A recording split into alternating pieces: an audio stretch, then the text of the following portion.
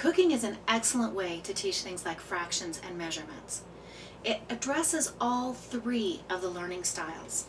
Auditories obviously get to read the recipes, while kinesthetics and visuals can not only get their hands in and feel what they're doing, which is great for the kinesthetic brain, but visuals can see what it is that they're working with. It makes it a lot easier for their brain to process the information.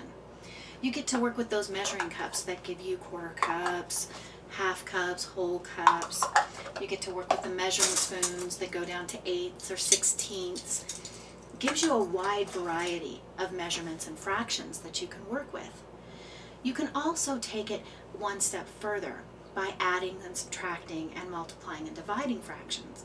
You can do that by taking, say, a recipe that serves 8 people, and instead of having your child make the whole recipe, have them divide it in half, which means they have to divide all those fractions. Or create the scenario for them that perhaps they're having a family get-together and there's going to be 32 people there. So if they're making a dessert that serves 8, how many times are they going to have to multiply each one of those fractions in order to serve everyone who comes? That helps them to work with proper fractions and improper fractions, wholes, halves, the whole 9 yards. And it does it in a way that addresses all three of the sensory styles. It also gets you away from that boring textbook and helps the brain to see practical ways, and thus helps the brain to remember more.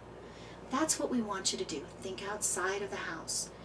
Think of things and ways that you can teach basic lessons in a practical and fun manner, one that the kids will enjoy and not dread having to sit down and do.